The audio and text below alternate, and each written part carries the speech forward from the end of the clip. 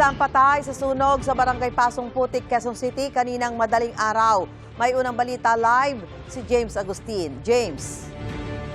Susan, nabulabog na malaking sunog ang mga residente ng Bautista, corner Everlasting Street sa Barangay Pasong Putik, Quezon City. Pasado 1:00 na madaling araw kanina. Mabilis na kumalat ang apoy sa magkakadikit na bahay na gawa sa light materials. Wala pang kalahating oras itinaas na sa ikatlong alarma ang sunog. Halos 30 fire truck ang rumisponde. Si Jonah walang naisalbang gamit at damit. Ligtas silang nakalabas ng kanyang 4 na kaanak.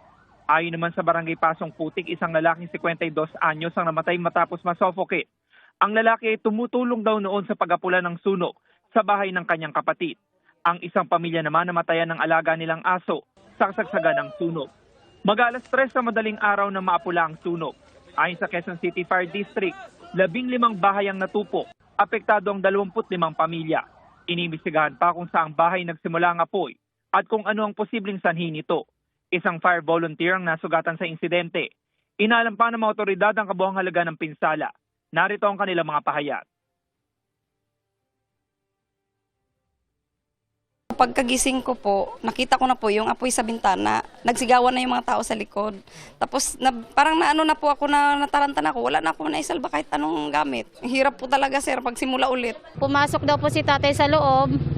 Then nang tumutulong daw maghatak ng mga hose para matulungan nga mawala yung sunog. Nahimatay na po siya doon eh. Sinipr na po siya. Then proceed na po sa ambulance. Habang nasa ambulance kami, sinisipr si tatay. Hanggang sa pagdating po dito sa Tala Hospital, doon arrival na po si tatay. Ano raw po kayo namatay?